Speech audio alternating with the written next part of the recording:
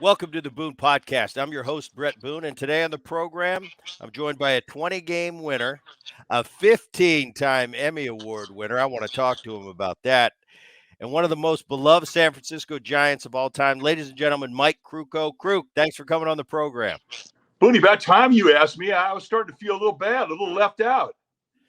You know what's funny? Okay, I'll get off this in 2 seconds. We're talking about Emmys. You got 15 of them. In 2003, I was still playing, and I was in the booth for the postseason. When Fox was trying that third man in the booth, I didn't want to do it. You could probably tell if you rewatch my segments. But that was the year when it was the Yankees and the Red Sox. My little brother hit the home run, and we won an Emmy. Our broadcast won an Emmy. So I'm sitting there as a baseball player going, well, "Where's my Emmy?"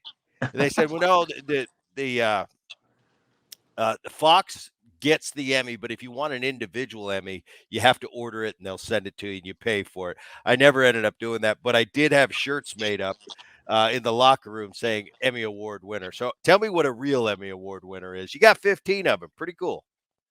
You know, it is. It's recognition, and it's recognition for our crew. And we have. It's really kind of a unique situation here in San Francisco. All of our camera people, all of our truck people, our producer, our director, and of course my partner, we're all about the same age. We've been doing it forever. And an Emmy is just a product of teamwork. Which, when I left baseball, I didn't know if I'd ever find teamwork again. And I did. I found it in the television business, and it's really been fun. So when you say I won 15, we won 15, and I'm pretty proud of our team. That's very cool. You and Kite been together forever. I mean, you've been there for. I don't know if there's a more tenured crew than you two with an organization. Very cool. And by the way, on Sunday, sad day. Roger Craig, one of the greats. I know you played for him. I know he was a part of your life. So my condolences on Roger Craig on Sunday. I know that was a kind of a sad day for Giants Nation, actually. It really was. I mean, you think back when Roger got here in 1985, he took over in September for Jim Davenport, and it would be the season where the Giants lost 100 games. In 141 years of Giants baseball, they've only lost 100 one time, and that was that year. And Roger Craig was there for the last 30 days, and at the end of the season, he said to everybody, and we really should talk about this, because when I was with the Cubs and the Phillies coming in to play the Giants, and coming in to play in Candlestick, everybody would bitch and moan like 2 weeks out, and the hitters were just miserable. And nobody, I mean, Keith Morley used to say a great series in San Francisco was two loud fouls on a hit batsman, and a lot of people felt that way. Then when I got traded to the Giants in '82, I found out that the Giants players bitched more than anybody. And in 1985, when Roger took over, he was with us a month, and he observed the same thing. At the end of the season, he says, "Okay, boys, you don't realize it, but you have the greatest home field advantage in the history of sport. And the negativity is gone. If any of you want out of here, you let me know, you let Al Rosen know, and we will abide you. And but I don't want to hear any bitching and moaning ever again. This is our house, and we're going to start looking at it in a positive way." So we thought about it over the offseason. We came back the next year. 13 guys were gone off that team. And we had a bunch of young players, Will Clark and Robbie Thompson and Jose Uribe, Chris Brown. We just had a lot of youth. And that was the motto. And that was the thing. You got to like these kids. And Roger, by the time we got to camp, and I'm thinking they didn't do anything really to bring in a better team. And the time we left to go to camp or to start the season, we were going to open up in Houston against the Astros, who were very good, and then the Dodgers. This is our road trip. We could have gone 1-5, 0-6. We win both series. And we believed in ourselves. And it was because of the confidence that was instilled in our hearts, in our minds by Roger Craig. He did more for me in baseball than just about anybody I've ever come across. And I love him. And I was terribly distraught when I got the word that he had passed on Sunday, because he meant the world to us and to the Giants nation. He brought pride back to San Francisco. Yeah, very cool. And you're so right about Candlestick. You're so right about the 2 weeks out the bitching starts. It's probably like a starting rotation, we're going to Colorado in 2 weeks, especially back Same thing. before the humidor. They probably same thing. Oh, totally, All right, man. I know it's old hat. I know it's old hat. I know it was so 2 months ago, but I had to ask you about it because from being a pitcher in the booth every day, seeing it up front, the new rules, what you think the long-term effect's going to be of these new rules. I'll tell you, when I heard the rules this past offseason that we were going to have a pitch clock, I rolled my eyes. I said, "Come on, what are we doing?" You know, we kind of pride ourselves as baseball players as not having a clock. I was, but I had an open mind. I said, "I'll wait to see what happens." So far, the feedback's been pretty good. I mean, it's swifter games. And I look at it from the standpoint as a hitter, I don't think I'd have a problem. I wasn't a guy that stayed in the box, but I wasn't a guy that walked around either. So I think after spring training, getting used to it, it was fine. From a pitcher's perspective, a little different because I know myself as a second baseman. I knew when my pitcher was struggling, he needed a moment. I could just run in, call time at any time. We could talk about the weather, wine, or where we're going to dinner that night because I knew, Mike, you needed a blow on the mound. You can't do that anymore. But as we get into the season, I'm seeing this. The hitter has to engage the pitcher at the 8-second mark. But now the pitcher holds the cards. And that cat and mouse game that we used to play, if you'd hold the ball on me in the old rules, I had the luxury of stepping out, calling time. Now we go back. We can do this dance as long as you want. Now it seems like you, the pitcher, hold that dance card and you could just hold the ball and mess with me. I don't know what is that's my overall view of what I'm seeing. What are you seeing? Because you're seeing it on a daily basis. Well, when they proposed this and we started seeing how it was actually working in the minor leagues, and they'd studied it. I mean, they played over 4,000 minor league games with it. So they kind of worked out all the bugs by the time it got to spring training this year. When I first heard about it, I couldn't wait. I couldn't wait for it. We saw a graphic earlier this year, and it said, started with the decade of the 50s. And they showed the 50s, and then they showed the 60s. It was a little bit higher. Then they showed the 70s. And when it got to the 2000s, it just spiked way up. And it got to where it was last year. The average game was 3 hours and 6 minutes. The average. That was the average. We were seeing 4-hour, 9-inning games. The average now is 2 hours and 36 minutes. It's faster than the 50s. It's the fastest decade. Well, certainly in my lifetime. So I'm thrilled with it. Now, what had happened was every hitting coach and every pitching coach was telling the pitcher or the hitter to control the tempo and the rhythm of the at-bat. So you had guys up there waiting literally 20 seconds between getting in the box. I don't know how many times you can rewrap Velcro or sit there and scratch your balls before you get in the batter's box, but they were doing it, and it was terrible. There was dead time. You see Kenley Jansen taking 30 seconds between pitches. Are you kidding me? It was killing the game. You look back at the stands behind home plate, and you're looking at the top of people's heads because they couldn't stand to watch the game because it was boring the hell out of them. So I just thought that the pitch clock really did save our game, and I'm thrilled with it. And I don't ever want it to go away. Now, there are some drawbacks, like you said, especially with men on base where you have 20 seconds. If a guy calls time, now he gets back in that box, you can hold him for 15 seconds. And guys are doing it. And the other thing, too, is from a pitcher's perspective, there were times when I threw a slider and I'd get a zinger that go through my elbow. It'd go up through one ear, out the other, and up through my asshole. I mean, it was a bad deal. And I'd have to step off the mound for 30 seconds to kind of regroup before I could throw another pitch. And now you can't do that. But I think overall it's a hit. I agree. I mean, and I was a cynic. I have to admit, at the beginning, I didn't want any part of it. As I watched it, I kind of like it. And now being on this side of the mic, Krukow, it's great because if I've got to watch a game or watch a couple games, it's over in 2 hours and 20 minutes. I think it's swifter. I think as a result, the hitter is so aware that he's got to be ready. The pitcher's so aware. I think organically you're getting more contact. Now, I don't know how you feel as a pitcher as far as the stolen bases, but I think part of the reason they did it, they wanted to incentivize you for stealing bases. Now you have that incentive sitting right there. I think it's easier to steal bases, especially for elite real base stealers. They're going to take advantage of that 2 times you can disengage. But I'm with you. I overall, I really like it. And I think the fans really like it, which at the end of the day, they're the reason, they're the butts in the seats, and they're the most important part. Oh, so true. Fans are loving it. They're back in. People aren't watching their phones. They're engaged in the game. I do like the fact that the running game has come back. When they started talking about you only get 2 disengagements, 2 throwovers, I thought, well, how's that going to work? But the other law or rule that said that you can still throw over, you just have to get an out. I thought, well, okay, that makes sense. And, we can do that. I just don't see a downside to any of it. I just think it's keeping players off the field.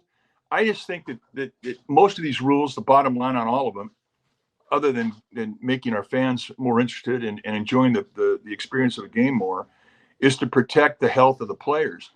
And I just think that 4-hour games, that's not good for a defense. That's not good for the legs of a defense in a 162 game schedule.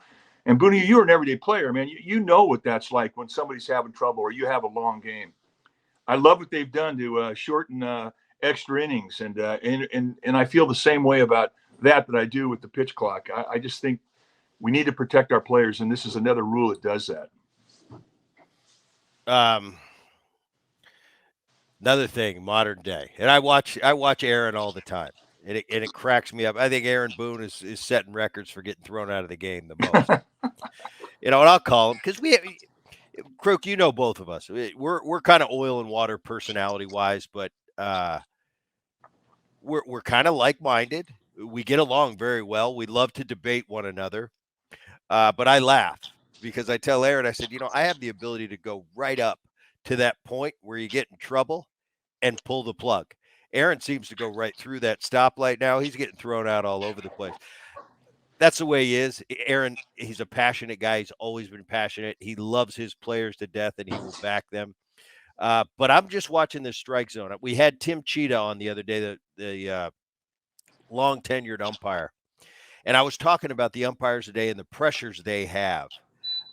Back when we were in the game, it was different. It was the old school. It was the boys' club when it came to umpiring.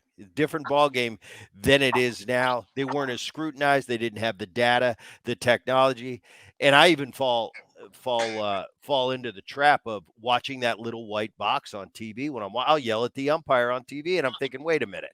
This little stupid white box that enabled all of us to be the best umpire in the world from our couch really isn't an accurate measure.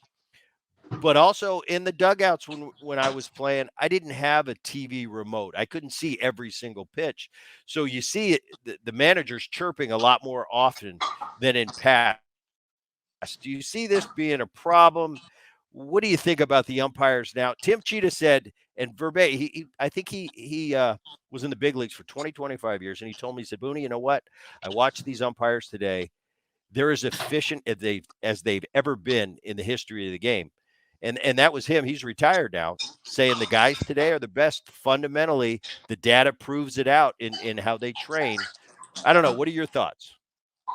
Well, I agree. I think umpiring today is fantastic, and it's never been more difficult because of all the added responsibilities.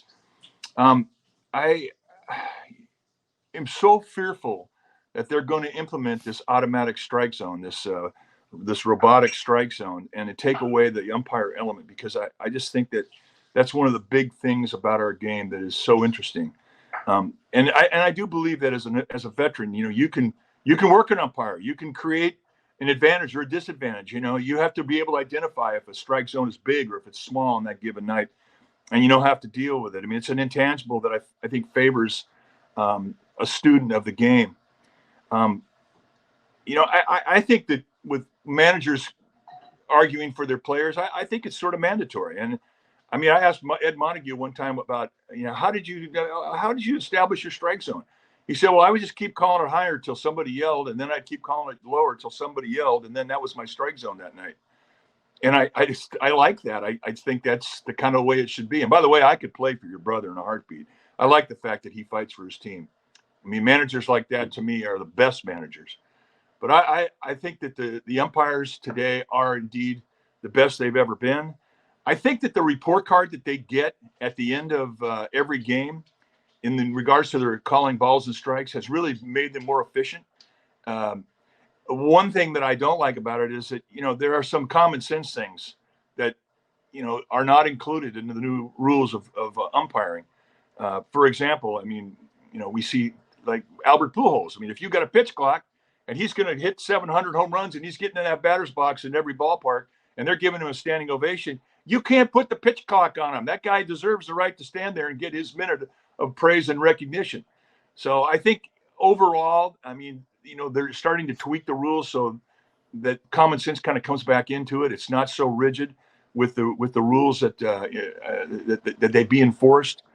But overall, I just think the umpires are a huge part of a game, a positive part of our game, and I hope they never change. And I do agree with Cheetah. I do think this is the best we've ever seen. The umpiring now, I think, is fantastic. I think that is a great point you made that's not brought up enough. The common sense factor. You're right, because when I first came in the game, all I expected was with each umpire, and we all know there's always the best. There's the best guys out there. There's the guys that are okay, and then there's the guys that are either hitters or pitchers umps. That whether we're a hitter or a pitcher, we don't want them behind the plate. But all I ask is establish your strike zone early, stick with it. That's all we can ask. You're a human being back there. I can't expect you to be a robot. But I think the common sense thing, the guys back then did have common sense. You talk to an Eddie Montague. It wasn't that you mentioned rigid and just cut and dry. It was no. Let's be rational about this thing. I think you're right on that, and I don't think that's the first time I've heard it. I think it's a great point. The guys today, the common sense is lacking a little bit, even if the data points they're hitting everything they're supposed to when they get their report card. Well, I mean, it's true. I mean, you get into a 10-0 ball game, and back in the day when we had it, look, there were two sets of umpires, American League, National League, and we knew everybody, and all the umpires knew you. I mean, you knew their families, they knew your families. It was a different relationship you had with them. But if it was a 10-0 ball game, that strike zone got big. I mean, I know umpires that would tell you better swing because I won't be calling any balls. They wanted to get off the field. I mean, everybody did, and now because there's such fear of the report card, that guys don't apply that. They don't kind of give in to the obvious. That is the blowout game. So, I think that it's anyhow. We could talk about the umpires forever, man, because I'm pretty passionate about it. I love my relationship with them. You worked at it. If you said something stupid, you went in the next day, you apologized for it, you moved on. And I just don't want to take that human element out of our game.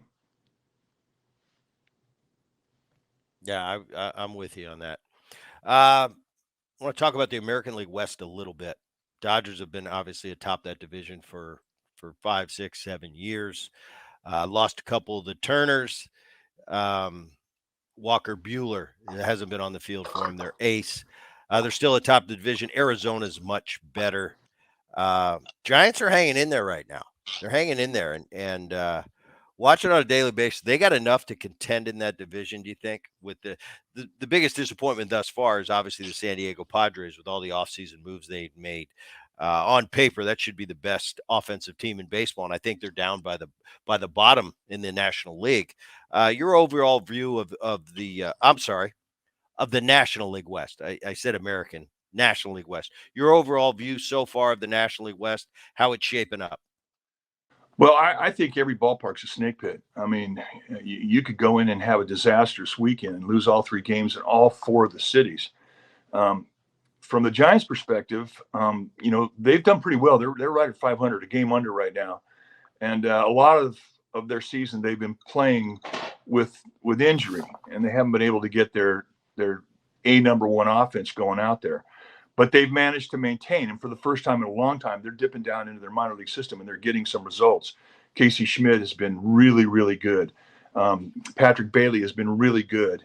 Brett Wisely. I mean, they're getting Blake Sable. These guys have been really a big part of this team, and they've sort of maintained this team and their ability to tread water until some of the bigger stars come back from injury. So I think that, they're going to be in it. And one thing we've heard from Farhan Zadi is that they will be active going into the trade deadline, and they'll be aggressive. So I hear that, and you feel good about where you're going.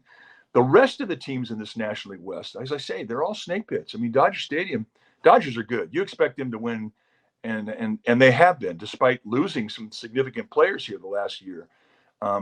And they have been besieged by injuries to their rotation. But yet nobody feels sorry for them because they continue to win. The Padres are massive underachievers, but with Bob Melvin, I mean, he's going to rally the troops. They're going to be there at some point. They're going to make some noise in this division. Coors Field is Coors Field. It's not easy going in there. I don't care what their record is. The Rockies could be 20 games under 500. You still have to play your tail off to go in there and have a chance to win in Coors Field. And they're playing better baseball. But the biggest surprise overall really has been the Diamondbacks, and it started last season. They've got the youngest legs in the division. They've got the best defense in the division. They've got a rotation full of strike throwers, and they play baseball. They don't rely on the home run. They can steal a base. They can hit behind the runner. They can lay down a bunt. Fundamentally, I think they're the best team in our division. So, I think the fact that they're 10 games over 500 coming into this podcast really shouldn't be a surprise. We kind of called this and felt it last year. Their fortunes changed, and now these young players are starting to believe in themselves. They're going to be a factor. So, what I'm saying is, from here on out, these last 4 months in the National League West, it's going to be a very interesting division.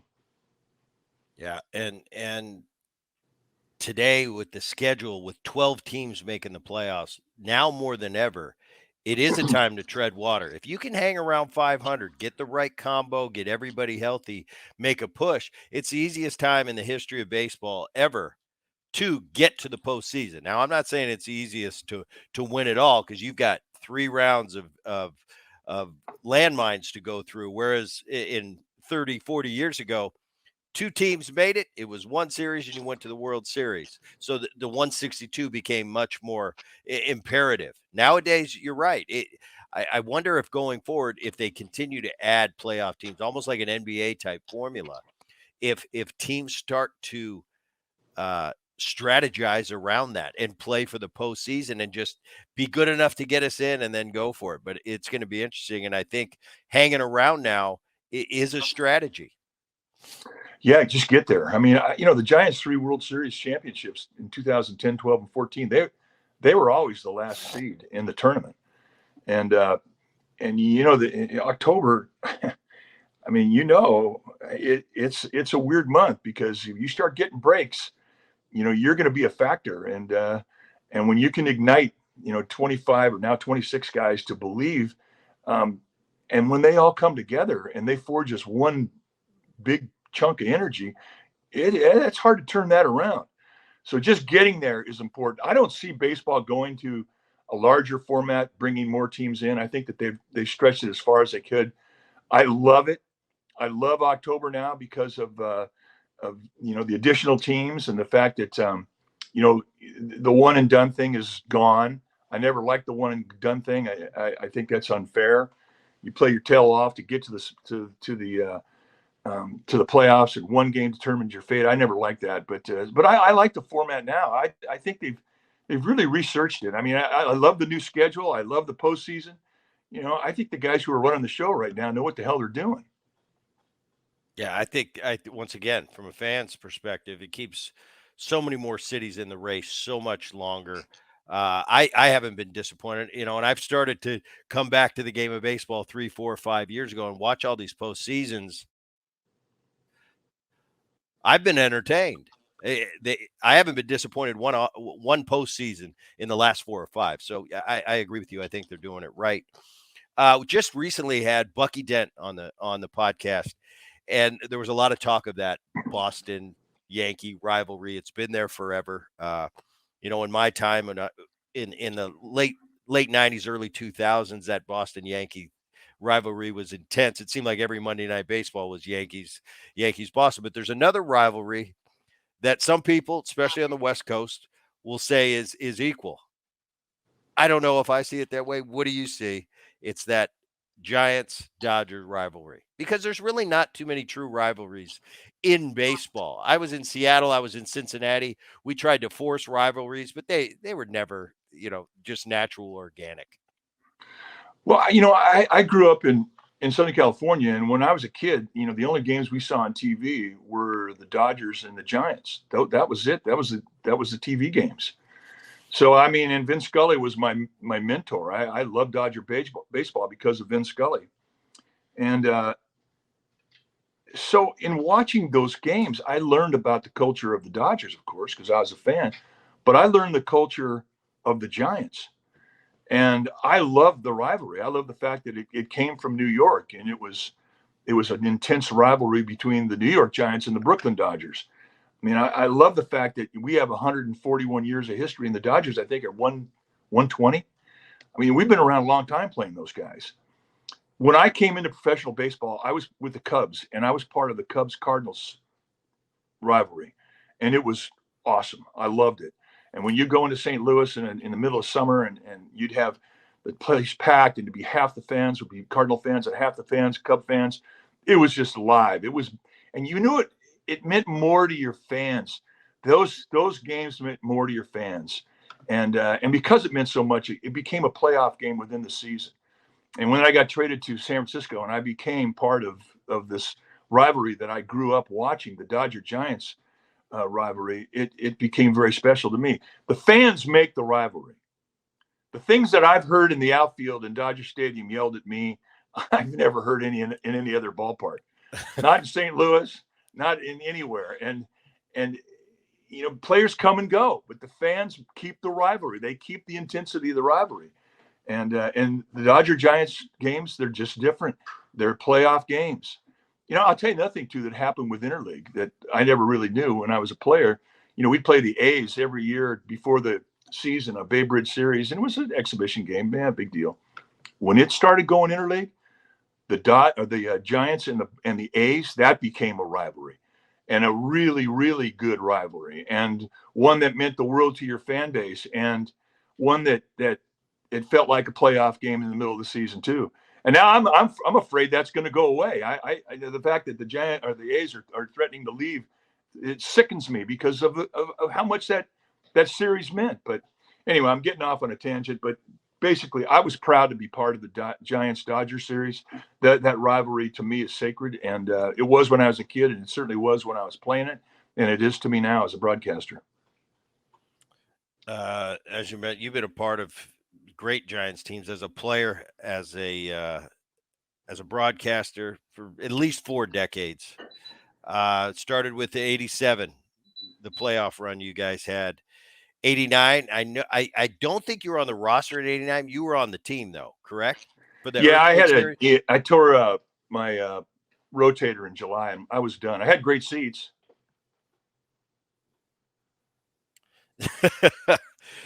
The earthquake series, Dravecki coming back, that unbelievable scene back then. I remember it. I was in the minor leagues, and I remember Dave coming back from the cancer, and then that happened on the field. You were there for that. Take me through what it was like when you were there as a player. Then when you went to the booth, the Dusty years, the Barry Bonds years, which I played through. Well, start with you as a player in San Francisco, being a Giant. We talked about Candlestick Park. That was hilarious to me. They only had a urinal in the dugout. We had to walk across the field. So if nature called mid-game, it's like you got 2 options. You're either waiting to the end of the game or you're going to run across the field and go up into the clubhouse, which is under the right field bleachers. Or you could do the Lasorda and take a dump in the urinal. You could do that. I never thought about it, but he did do that. I've heard that before. Yeah, he did. But look, I don't want to dog that guy because I loved him. But when I first got to the Giants, I was disappointed getting traded there because I came from Philadelphia, which was, coming from the Cubs, where we were not very good, to the Phillies, which I thought was certainly, if it wasn't the class of the National League, it was certainly the class of the East. And I just loved everything about it. It was the only time in my career I played in a one-team town, and I just loved everything about it. And then I got traded the next year to the Giants, and I didn't want to go because I knew the Phillies had a good team, and they did indeed. The year I left, they went to the World Series against Baltimore in '83. And for the first 3 years I was with the Giants, it just spiraled until, as I mentioned earlier in the broadcast, we lost 100 games in '85. But when Roger Craig and Al Rosen came in and turned things around, it is the most important thing to me in my whole career. It was what I'm most proud of, being part of the resurgence of an old franchise. And we brought back respectability and credibility to our fan base and really to the baseball fans around the country. And then getting to the playoffs in '87 and certainly the World Series in '89. It was just, to watch. The Giants fans are incredible fans. And, they paid their dues for 40 years sitting in a dump at Candlestick Park watching baseball. And still they came. And then when we left in 1990, and then when we left in 2000 and went into the new ballpark, it was almost like they'd been rewarded for all the nasty nights in Candlestick.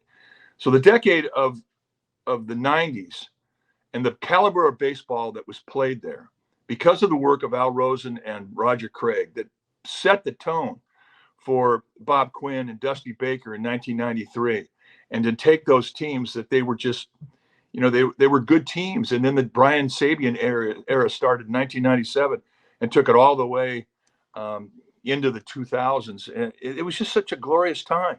And it was fun because the people were being rewarded with a great venue, and the players loved playing there, and visiting players couldn't get there. And it was just a scene. It was so much fun.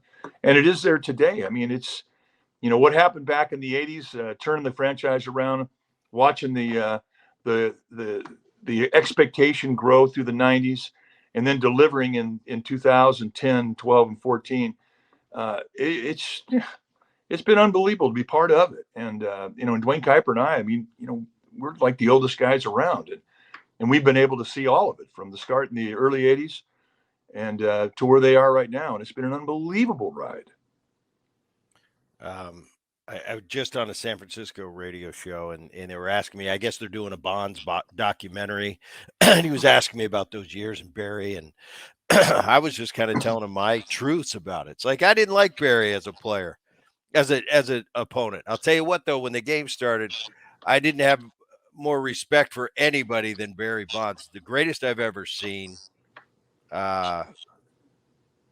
You were right there, first class. Please, Kruk, tell these people, tell my son, if he's listening, how good Barry Bonds was for that period. I've never seen anything like it. Well, I watched Hank Aaron and I watched Willie Mays as a kid, and as a teenager watching him and whatnot. I don't think I could really truly appreciate somebody until I had the experience in baseball that I did, being a player, knowing what it took to be good, just appreciating the Tony Gwynns of the world that separated themselves with ability and determination. And then you come across a guy that was so completely unique, because you're a third generation guy with your grandpa, your dad, and then the legacy that your brother and you carried on beautifully, I might add. There aren't many guys that can lay that claim. And Bonds really, essentially, was a third generation guy. His godfather was Willie Mays. His father was Bobby Bonds. So his whole life, he was sitting around a dinner table talking baseball, but talking at a level of baseball that far exceeded what the normal 10 or 12-year-old kid was privileged to. I mean, he was learning how to pick up pitches that a pitcher would tip when he was, in Little League. And by the time he got to the big leagues, I mean, he was a savant. His knowledge was higher than a PhD, and his instinct on the field, and I'm not talking in the batter's box, and that was an obvious. It was on the field as a player defensively. It was on the base paths as a runner. Everything that he did was better than the normal player, was better than the good player. His first step on defense, his first step on the base pass were so instinctive. And you just watched him at the way that he played left field. He once told me that he knew in 1993, he says, I'm playing behind Bill Swift and John Burkett, both who had unbelievable sinkers, right-handed pitchers. And he goes, I'm playing in left field. And I look out and I watch Bonds play left field. And he's playing 10 feet off the line in left field. The gap between Bonds and the center fielder, you could have parked 14 Beacons moving vans lined up end to end, and you still would have had room to park another Volkswagen. It looked like nobody was out there. But yet, when guys would hit the ball, he would hit right to where he was standing. And I asked him about it. I go, "What are you doing?" He goes, "Look, I'm out there. I know this guy's stuff. I know this guy's swing. And I know if he hits the ball, he's going to hit it to me." I go, "Well, aren't you worried about looking like a fool if the ball hits in the gap?" He goes, "Oh, hell yeah." He says, "I'm leaning left hard thinking it's going to happen every time." He said, "But I know one thing. I have affected that guy's at bat from left field." And I thought about that. I said, well, my God, I don't know if anybody's ever done that. Affected somebody in the batter's box from the outfield. Well, this is where his intelligence was. And more often than not, where he defended those guys because of Burkett and Swift stuff, it played off. It worked. And he would do a dozen of those things during the course of a homestand, let alone the course of a season. So watching him, I learned more baseball. I became better because I became more knowledgeable of the game because I got to see it through his eyes. And then, of course, when he got in the batter's box, oh, my God. That was like watching. For the most part, guys are usually average hitters or they're power hitters. Rare that you have a guy that combines both. Rare that you have a pitcher that combines the ability to control, great stuff, like DeGrom or Schilling or who else? Clemens. It's just rare that you see that. Well, Bonds was the whole package. And on top of it, he could run. We've never seen anything like him, nor will we ever see anything like him. And it was just an era that, we were privileged to witness. Nobody missed his at-bats. I don't care, man.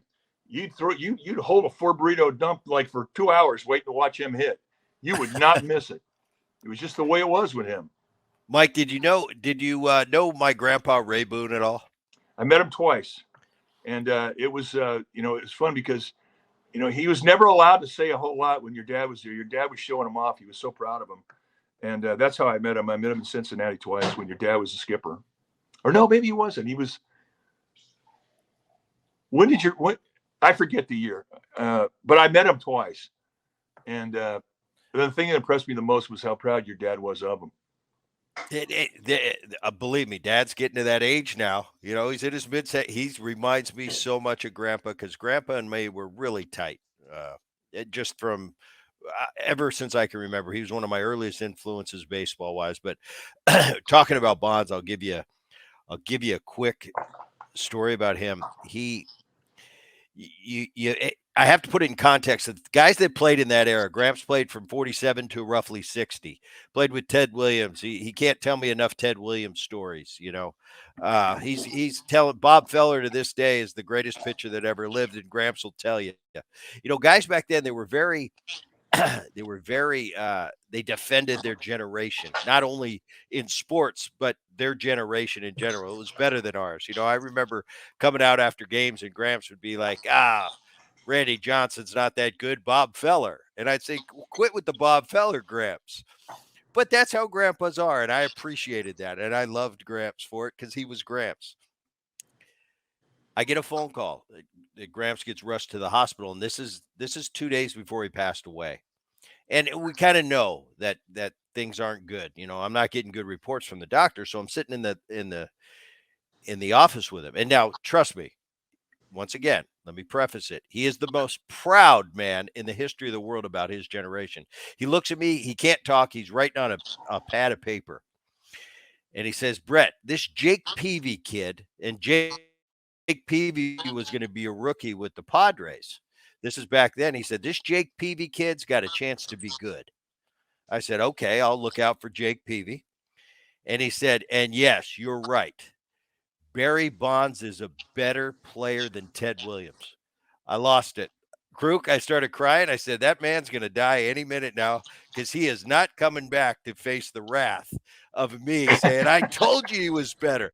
So everybody out there, and we have the debate, and that's what baseball is great. We can debate Maris and Willie Mays and Bonds, and who's the best? Well, really, it's tough to go generation to generation.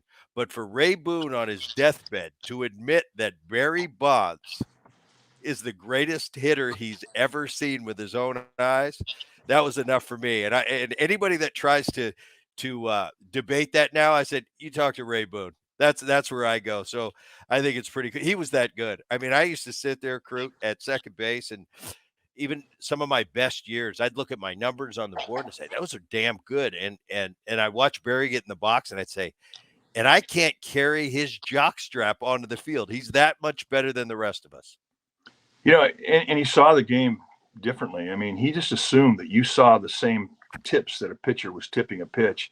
He saw the same, move when a guy out of the stretch would commit to home and create an advantage for a good jump at first. I mean, he just saw the game in a different way.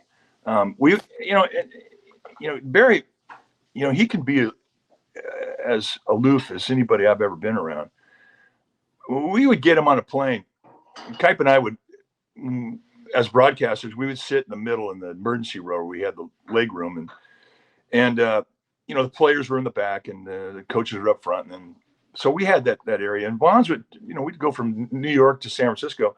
He would come over and we'd start talking ball, and he would open up and he'd talk for 6 hours. I mean, it got to the point where Kuiper would fake like he was asleep so he'd go away. We just couldn't shed him.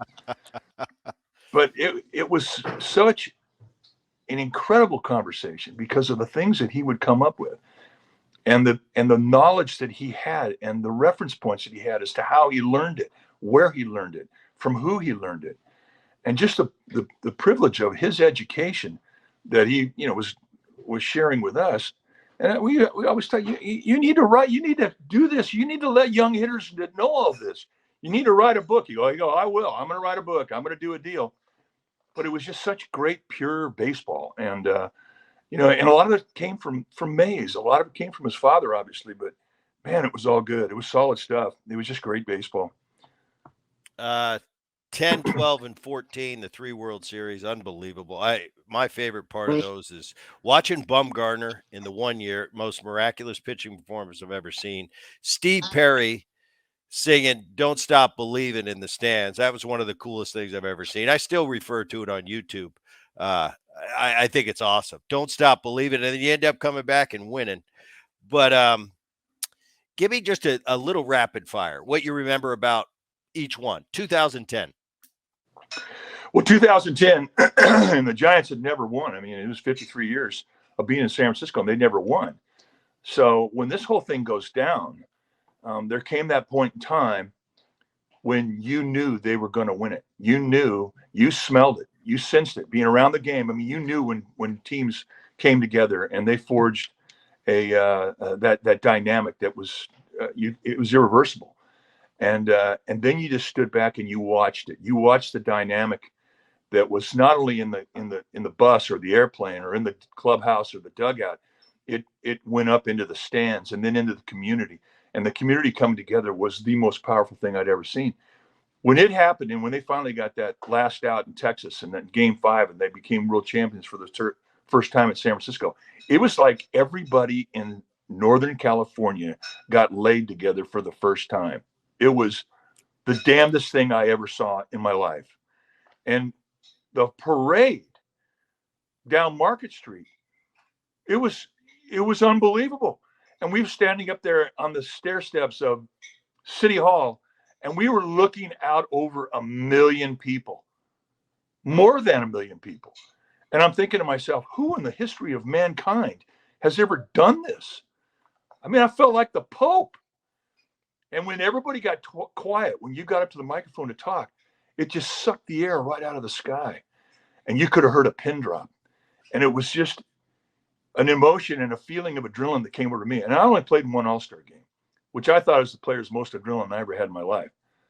It was dwarfed by the adrenaline I felt on that podium in front of that microphone, exalting this team and describing the emotion that overwhelmed all of us in Northern California and really around the country, because we saw Giants hats all over the country. It was incredible. 2010 was like nothing I'd ever seen before. 2012. Well, 2012, the playoffs against the 5-game set against the Reds, and the Reds win the first 2 games. Now the Giants go back to Cincinnati, and they have to win 1 game. The Giants hadn't won a series in Cincinnati in 6 years, and they were lit. They had a great team. Dusty Baker had that team honed to a fine edge, and they win 3 and win the series. I couldn't believe it. Then the next series they go down 3-1, and it's game 5 in St. Louis. Giants are down, and Barry Zito's on the mound, and it's the bottom of the first inning, and there's the bases loaded, nobody out, and I'm thinking this is not going to end well. Before we got to the field that day, the St. Louis Cardinal fans were popping champagne out in front of the ballpark, and the Giants win that game. Zito goes 7 innings, a shutout ball, and then they don't lose another game, and they go right from the Cardinal series into Detroit, and we saw Verlander and Scherzer. They're on the same staff. That team was just an unbelievable powerhouse, and they sweep them. How can you explain that? And again, I mean, it was almost like, the parade wasn't as intense in 2010. It was wonderful. But I think there was a little bit of a disappointment in the Giants fans as they had no emotion. They had a 4-game sweep. They didn't know how to handle it. And then when they go into 2014, of course, it was the Bumgarner series. And that was the damnedest thing I'd ever seen. They upset a heavily favored Royals team, and then that parade was just ridiculous because of one guy, really. And what Bumgarner did, and he brought Machisimo back to the starting pitcher position. It was just a total throwback. And so they all had different personalities, but they were all just so meaningful to forming just the religious dedication that the Giants have today for this club. And Boch was there for all 3. And anybody that knows Bruce, he's one of those guys. He's just, everybody loves Bruce. I got a chance to play for him 1 year. Just 2000 in San Diego. But it seems like I played for him for, when I see him now at an off-season event, it seems like I played for him for 100 years. It's just Boch and his ways, doing it again in Texas. It's really cool to watch. Before I let you go, your longtime partner, you guys have been such an awesome duo for so many years. What does Dwayne Kuiper mean to you? I don't even know if it's possible to say it's beyond a brotherhood. But he's my best friend. I love him. My wife and I have been married for 48 years, and Kuiper and I have been married since 1982. I always thought he was kind of a peacock when I played against him because, he wouldn't wear his hat during batting practice, and he'd spray his uni on, and his hair was always perfect. And then when I got together with him in 83, I just saw the magic that this guy had in the clubhouse. I mean, he was there. He ran that clubhouse, and he makes me laugh every day hard. 10 times. And just to be able to go through life together, we have kids the same age, and just life experiences, life is not always fair. And, to be able to go through it with somebody that supports you, like your wife and Dwayne Kuiper, it's pretty unbelievable what I've, my personal life and my professional life, what I've been privileged to have, the relationships I've had. So it's very emotional for me to talk about Kuiper, and I, we call each other every day a couple times, and he'll make me laugh a couple times. I mean, it's just that way. I mean, it's like being able to broadcast a game you love with a guy you love, and broadcast it like you're sitting on a bar stool having a couple pops watching baseball. That's kind of what we do. And I'm an analyst, so technically I'm supposed to be responsible for everything, but with him, I don't have to talk about pivots at second base, or how to bunt, or what's better against this particular pitcher. Bunting down the third base line, taking one with you. What are you looking for to get a good jump off this guy's move? He's right there, and so we can talk ball, which has kind of been, I think, one of the best things about our relationship on TV. But you get me going about him, Booney, and I get quite emotional. It's been awesome. I mean, I played through it. You guys were there when I was there, and still going. And I don't know. You're one of if not my favorite duo. Not that the fact that you're so unique. The unique factor is that the feelings you have for one another after all these years. A lot of tandems don't like each other. It's just we show up in separate cars, we get our work done, and we go home. The fact that you have that relationship, I think, really comes across in your broadcast. Secondly, he's a hitter, you're a pitcher. You got more home runs than him, though, I know. We don't bring But that it, up. That's sore subject, Booney. Don't say that. but it's such a cool relationship, and it comes through in the broadcast, and it's a genuine thing. It's not because we are professionals, and we can act professional whenever we need. But I think that the true feeling you do have for Kuiper and vice versa, it's something you can't fake, and it comes through on air. Still to this day, you're a pleasure. That All-Star game was '86. You won 20 games. San Fran Wall of Fame. Mike Krukow, it's been a pleasure, man. Thanks for coming on the Boone Podcast. This has been very cool and great catching up with you. Booney, thank you. I've always admired your family and the class with which you played the game. 3 generations of doing it the same way. Your brother entertains me nightly, and me. And I'm proud to be on your podcast. Please have me back anytime. You got it. Thanks, and for all you out there, listen to the Boone Podcast. Thanks for tuning in. We'll see you next time.